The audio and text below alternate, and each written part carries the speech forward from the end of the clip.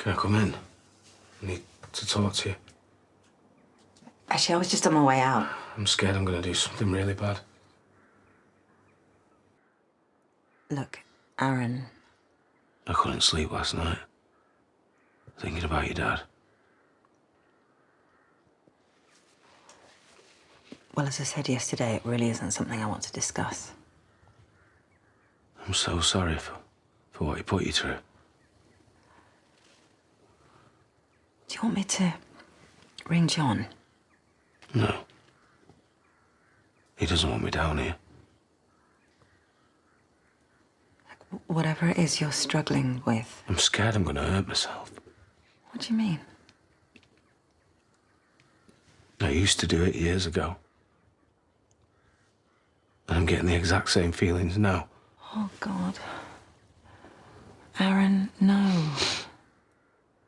I just feel like my life's out of control.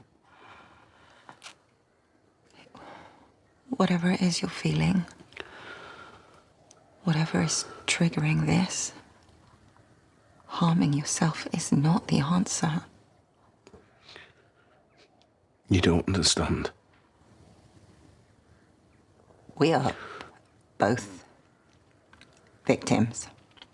We were both abused in the most horrendous way by the very people that were meant to be looking after us.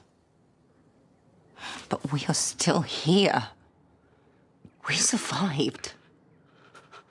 So we need to be looking to the future, not dwelling in the past.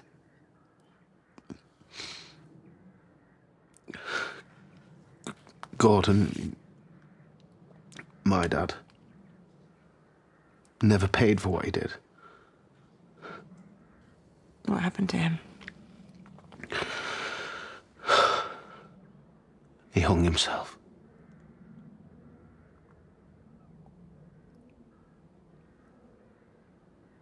It must have been difficult for you. He should have been made to face every single day of that sentence. And so should your dad.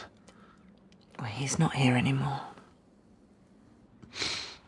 They should have been left to rot like all the other animals that abuse kids. Aaron, you have got to stop torturing yourself and get on with living your life. I can't. I can't. Because now, like me, you're never going to get any justice. I have dealt with it as best I can. And that's all because of me. Aaron, please don't say it.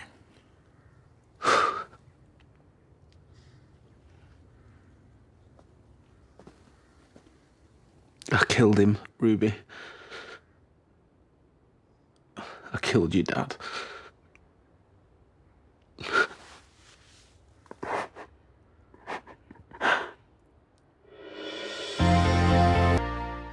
I'm sorry, I don't understand.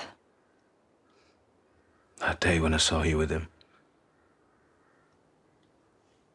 I saw the way you looked at him. And the fear that you had in your eyes. I recognised it. Because I'd felt the same.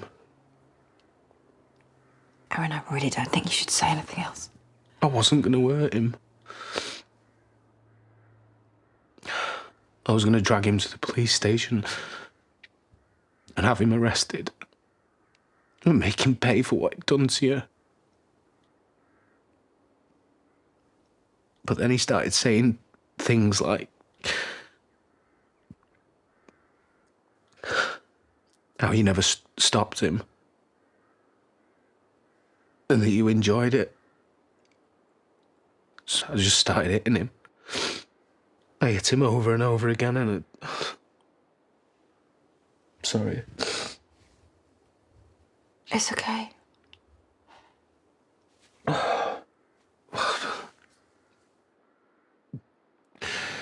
By that point, he was in a really bad way and he was just begging me to carry on. Because he knew what was waiting for him in prison, just like Gordon did. So I stopped. I didn't want to give him that easy way out. But I swear to you, he was alive when I left it. He was. You didn't kill him. I did.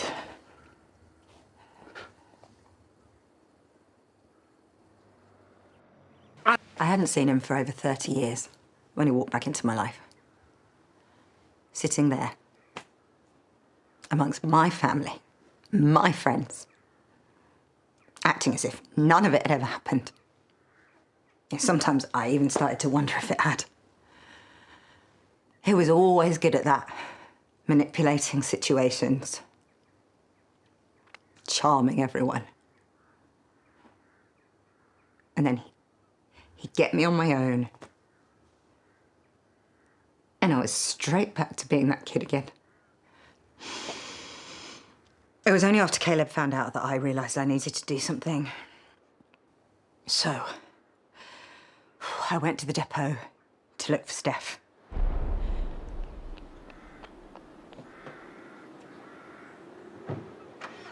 I saw you leave.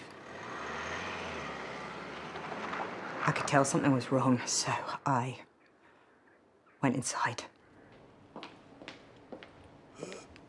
He was on the floor. He was in a bad way. But he was alive. He was breathing.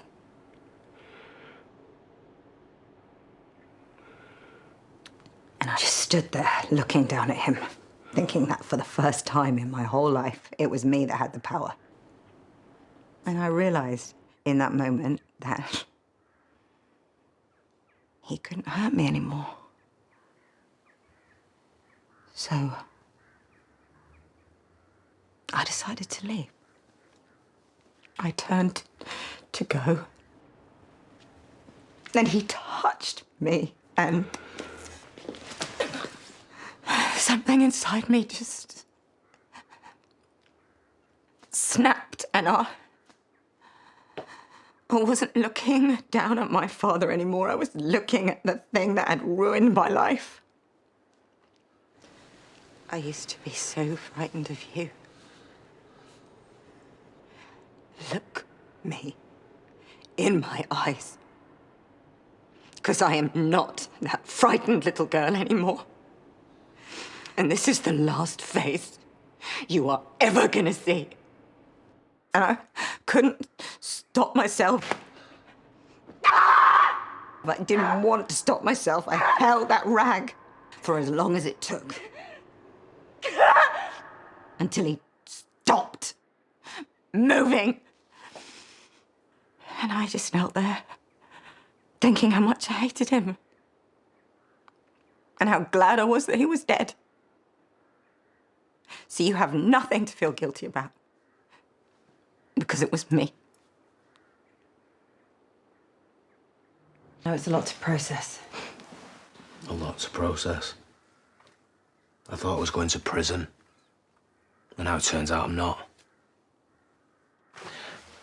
But the bit I'm struggling with is why I'm only finding this out now. Obviously, it's something we've had to come to terms with. And while that was happening, you didn't think you could just pop upstairs and let me know? Well, it wasn't a conscious decision. Right. I see, okay. So it's just something you come up with along the way?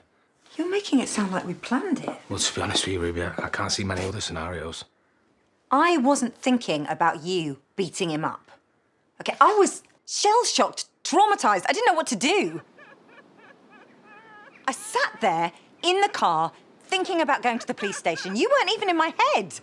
I was ready to confess to killing him, to explain all the disgusting things he had done to me, what he'd made me do. And then I was trying to work out how I would explain that to my children.